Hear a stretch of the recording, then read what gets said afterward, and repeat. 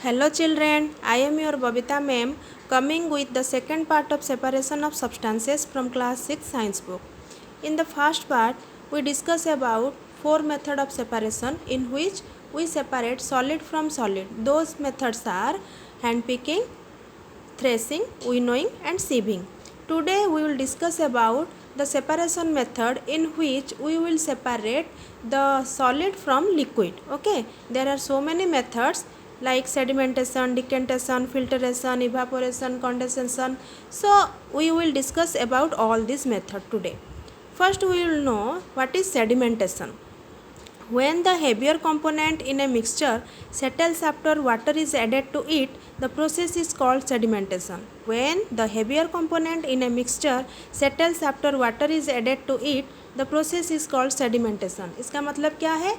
जब कोई मिक्सचर में हम लोग पानी मिला देते हैं तो क्या होता है, उसका जो हेवियर कंपोनेंट होता है वो नीचे बैठ जाता है, उसको सेडिमेंटेशन बोल के बोलते हैं।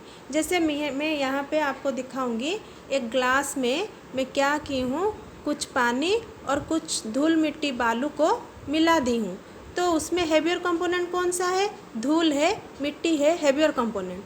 तो क्या हुआ, मैं इसे मिला के 2-3 घंटा के लिए छोड़ दी, तो उसके बाद क्या हुआ आप लोग देखो, उसके बाद क्या हुआ, ये देखो, ये जो पानी है ऊपर रह गया और ये जो मिट्टी है वो नीचे बैठ गया है।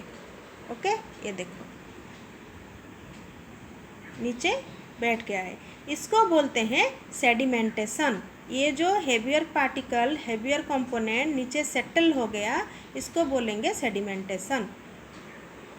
इसके बाद हम लोग जानेंगे डिकेंटेशन क्या है। डिकेंटेशन क्या है? डिकेंटेशन जब हम लोग, ये जो पहले मैं आप लोगों को बता दे रही हूँ, when the water along with the dust is removed the process is called decantation.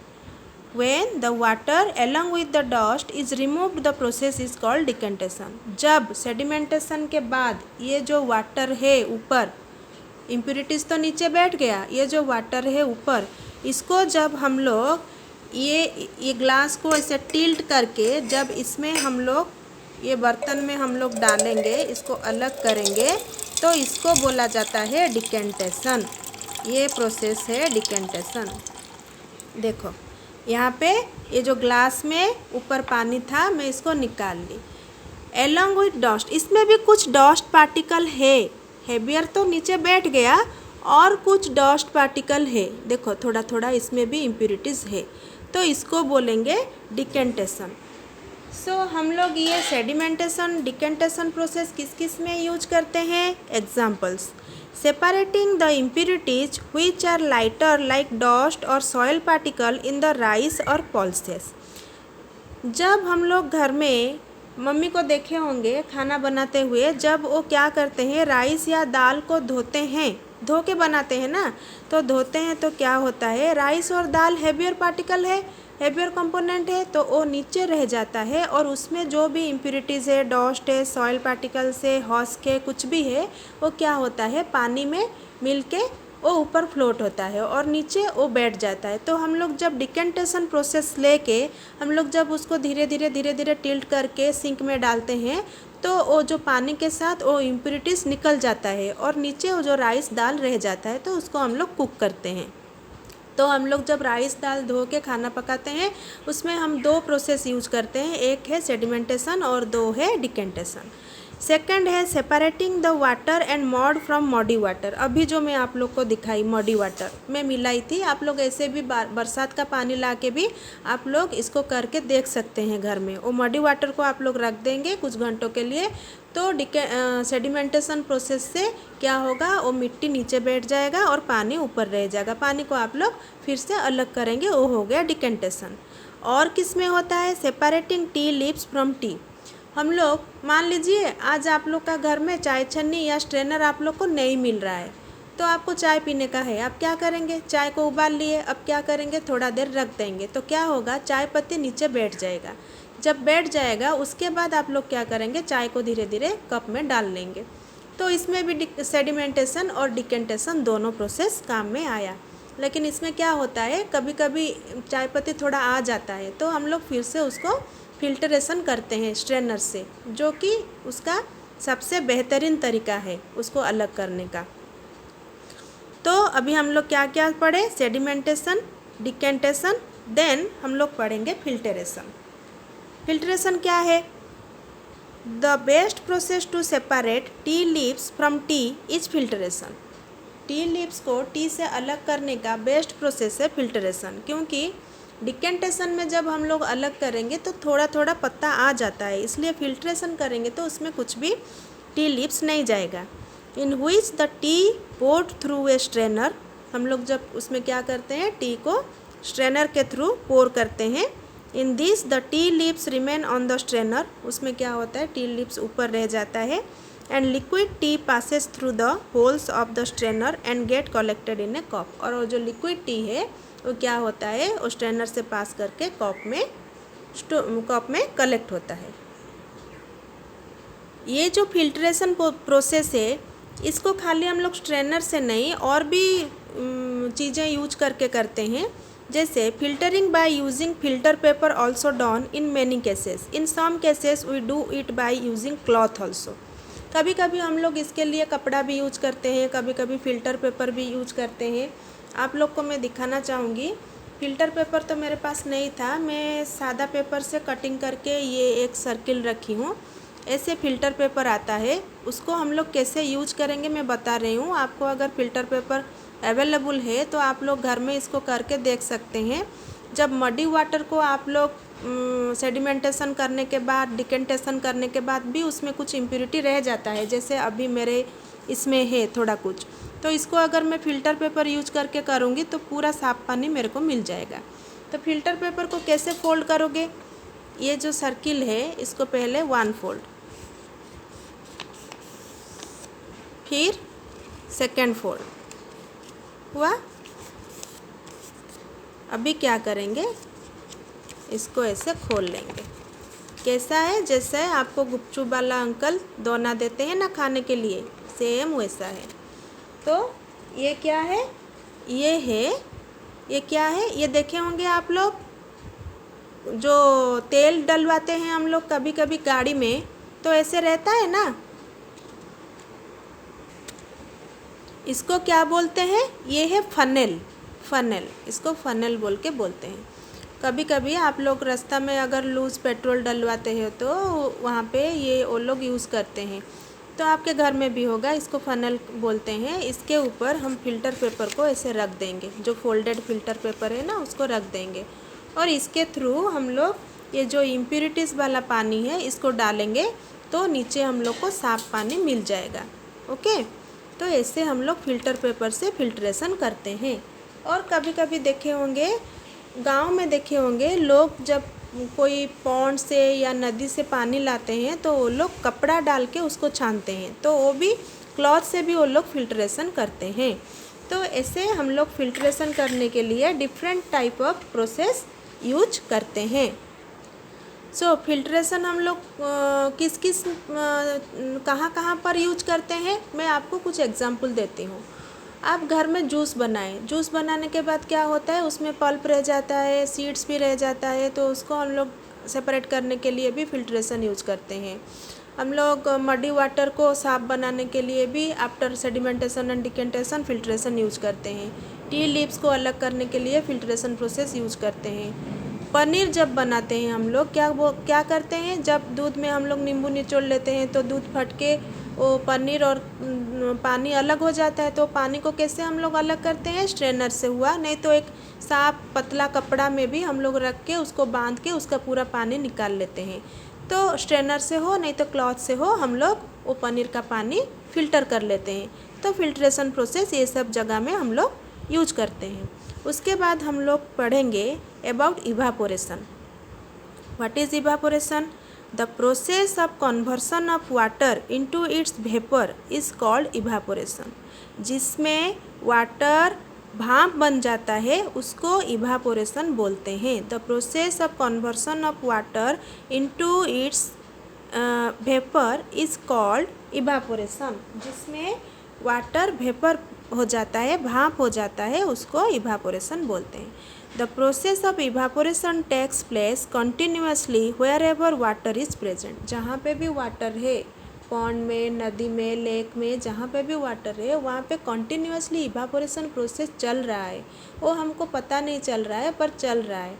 कैसे चल रहा है? जब भी पानी को हीट मिलता है, वो सनलाइट से हो या हम लोग कुछ जला के अगर उसको हीट करते हैं, तब जब हीट होता है तो वो बॉयल होने के बाद धीरे धीरे वो इवापोरेट होने लगता है। अच्छा, खाली बॉयल होने के बाद नहीं, क्या लेक का, नदी का और पॉन्ड का पानी क्या बॉयल होता है क्या? नहीं, बॉयल नहीं होता है, पर इवापोरेशन चलते रहता है। ओके, तो इवापोरेशन के लिए boiling is not needed. Boil होना कुछ ज़रूरी नहीं है। आप लोग देखे होंगे घर में जब बॉयल होता है तो उसमें से इवापोरेट होने का आपको दिख रहा है, पर पॉन्ड का, लेक का, नदी का पानी कभी बॉयल होता है क्या? नहीं, वो बॉयल नहीं होता है, लेकिन तब भी इवापोरेशन जारी रहता है। घर में भी आप अगर बैठा होगे, बिना बॉयल का भी इवापोरेट होगा। तो जहाँ पे भी पानी है वहाँ पे कंटिन्यूअसली इवापोरेशन चल रहा है, हमको पता नहीं चल रहा है। तो for example, when sea water is allowed to stand in shallow pits, water gets heated by sunlight and slowly turns into water vapor through evaporation। क्या लिखा है यहाँ पे? जब हम सी वाटर को छोटे छोटे सैलो पिट, क्यारी बना के उसको रखेंगे तो क्या होता है, उसमें से सनलाइट से हीट एब्जॉर्ब करके वो पानी धीरे धीरे वेपर में बदल के वहाँ से इवापोरेट होने लगता है। In a few days the water evaporate completely. कुछ दिनों में वाटर कम्प्लीटली इवापोरेट हो जाता है, living behind the solid salt. क्या छोड़ के? वो इवापोरेशन के बाद वहाँ पे सॉल्ट रह जाता है। Common salt is obtained then from this mixture of salt by further purification. वो जो सॉल्ट होता है वो पूरा प्योर नहीं होता है। जब इवापोरेशन के बाद आपको सी वाटर से सॉल्ट मिलता है, वो प्योर नहीं होता है, उसको फर्दर प्यूरिफाई करना पड़ता है।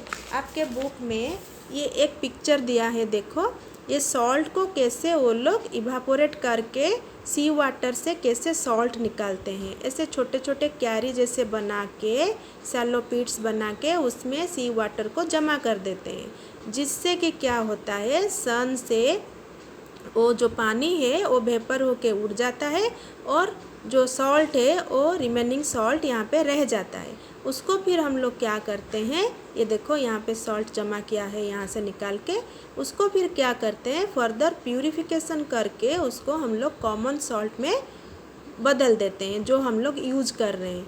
ओके, ये हो गया इवापोरेशन प्रोसेस। यहाँ पे मैं आपको एक बीकर में कैसे इवापोरेशन होता है दिखाई हूँ।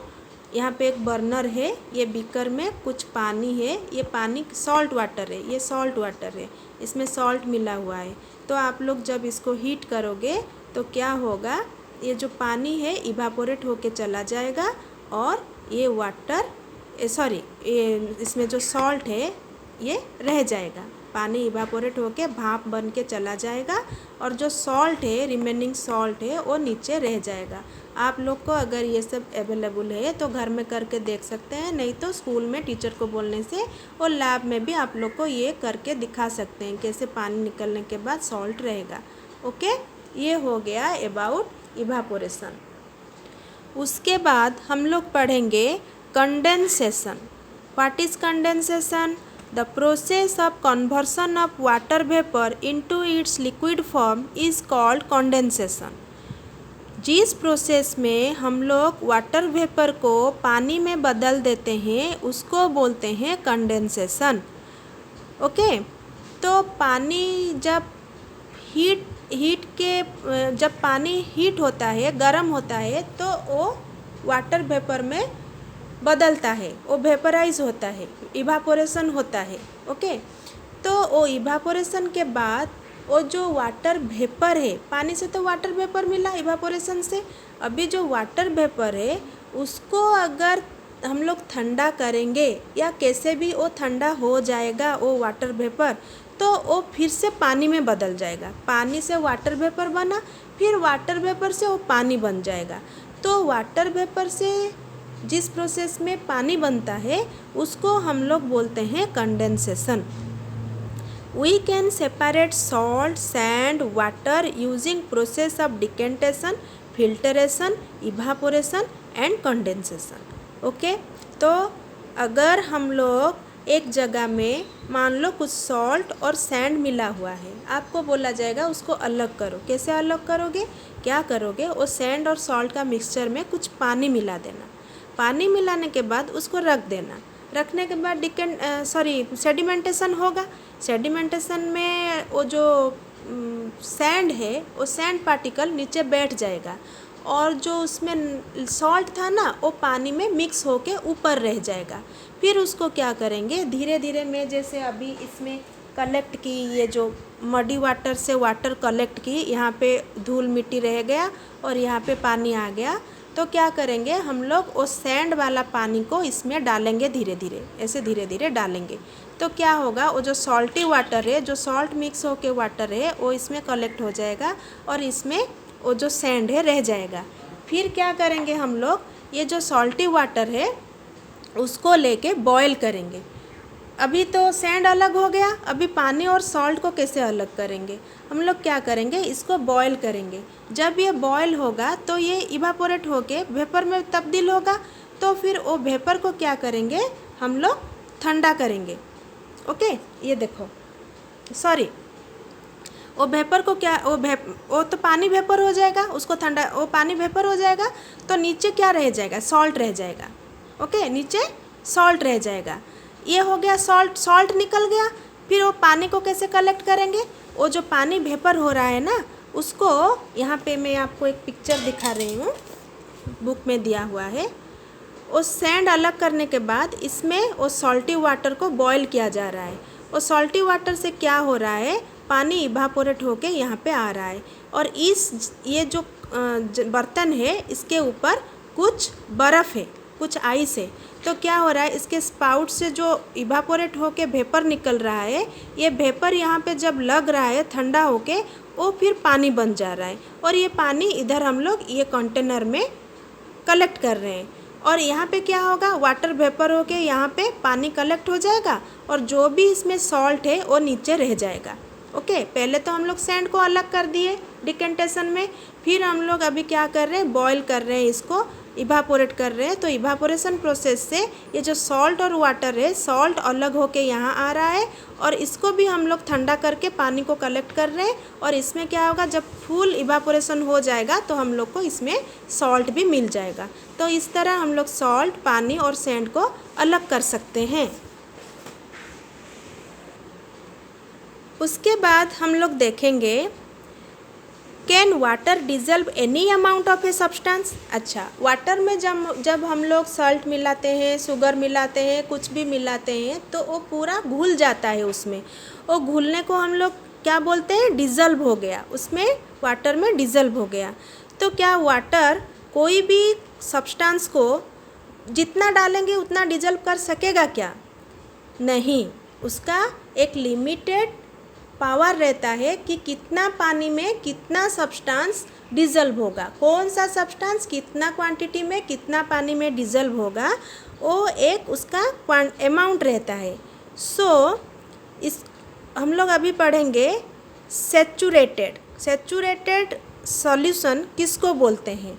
When we mix any dissolvable substance in water, after some amount of dissolution, the substance remains undissolved and settles at the bottom of the container. जब हम लोग कोई डिजल्वेबल सब्सटेंस, मान लो शुगर है, सॉल्ट है, कुछ भी हम लोग पानी में मिला रहे हैं, तो क्या होगा, मिलाते जाएंगे, आप एक एक चम्मच डालते जाएंगे। यहाँ पे आप लोग को दिया है, देखो एक ग्लास लिया है, उसमें कुछ क्या लिया है, सॉल्ट एक एक चम्मच डाल के वो मिला रहा है। वो घुलेगा। एक टाइम आएगा जबकि ये नमक और नहीं घुलेगा, नीचे बैठने लगेगा। तो तभी हम लोग बोलेंगे कि ये जो सॉल्ट और पानी का सॉल्यूशन है वो सैचुरेटेड हो गया। जब और नहीं घुलेगा और नीचे बैठते जाएगा, उसको बोलेंगे saturated solution. So this means that no more substance can be dissolved in the amount of water we have taken. जब हम लोग डालते जाएंगे मिलते जाएगा और एक पॉइंट में नहीं मिलेगा, नीचे बैठने लगेगा, तब हम लोग बोलेंगे कि जो पानी हम लोग लिए हैं उसमें और सब्सटेंस डिज़ोल्व नहीं होगा। तो at that time this solution is said to be saturated. That time हम लोग उस सॉल्यूशन को बोलेंगे कि ये सैचुरेटेड सॉल्यूशन है, मतलब और उसमें डिज़ोल्व नहीं होगा। ओके तो इसको हम लोग बदल भी सकते हैं। अगर हम लोग जब डिज़ोल्व नहीं हो रहा है उसमें अगर थोड़ा पानी और मिला लेंगे ना, तो उसका कैपेसिटी और बढ़ जाएगा, और थोड़ा हम लोग मिक्स कर देंगे तो हो जाएगा। अगर उसको हम लोग हीट कर देंगे तो हीट के बाद भी देखेंगे हम लोग और थोड़ा नमक उसमें मिलाएंगे तो मिल जाएगा। सो बाय हीटिंग और by mixing water we can increase the saturation power of any liquid or water. Okay, we can increase the saturation amount by adding more water or by heating the mixture. हम लोग और पानी डालेंगे या उसको heat करेंगे तो उसका जो सैचुरेशन पावर है वो बढ़ जाएगा। So a solution is said to be saturated if it can't dissolve more of the substance in it. Saturated बोल के कब बोलेंगे? जब वो उसमें और डिज़ोल्व नहीं कर सकेगा और वो नीचे बैठने लगेगा, तभी हम लोग सॉल्यूशन को सैचुरेटेड सॉल्यूशन बोल के बोलेंगे। The water dissolves different substances in different amount. अलग अलग सब्सटेंस अलग अलग अमाउंट में मिक्स होता है या डिज़ोल्व होता है। You can do this by taking salt and sugar and notice the difference. आप क्या करो, एक बाउल में शुगर ले लो, एक में सॉल्ट ले लो और 2 ग्लास ले लो। एक एक चम्मच सॉल्ट डालो, एक एक चम्मच शुगर, अलग अलग ग्लासेस में, एक ग्लास में सॉल्ट 1 चम्मच, एक ग्लास में शुगर 1 चम्मच, और मिलाते जाओ। आप देखोगे दोनों अलग अलग क्वांटिटी में मिलेंगे। कुछ टाइम के बाद आप देखोगे सॉल्ट बैठने लगेगा, कुछ टाइम के बाद आप देखोगे शुगर बैठने लगेगा। तो जो टाइमिंग है ना, और वो जो चम्मच से आप लोग डाले, कितना चम्मच डाले, वो सेम नहीं रहेगा। इसमें कितना चम्मच डाले, उसमें कितना चम्मच डाले, कितना टाइम के बाद ये सैचुरेटेड हो गया, कितना टाइम के बाद वो सैचुरेटेड हो गया। आप लोग घर में करके देख सकते हैं कि उनका उसमें डिफरेंस रहेगा। डिफरेंट टाइम में डिफरेंट क्वान्टिटी में वो सैचुरेटेड होंगे। तो the water dissolved different substances in different amount. Okay, अभी ये जो सेपरेशन ऑफ सब्सटेंसेस चैप्टर था वो कंप्लीट हो गया। अगर आप लोग को अच्छा लगा मेरा वीडियो तो प्लीज़ मेरा वीडियो को लाइक कीजिए, ज़्यादा से ज़्यादा शेयर कीजिए, अच्छे कमेंट कीजिए, और अगर अभी तक सब्सक्राइब नहीं किए हैं तो please do subscribe my channel. Okay, bye children.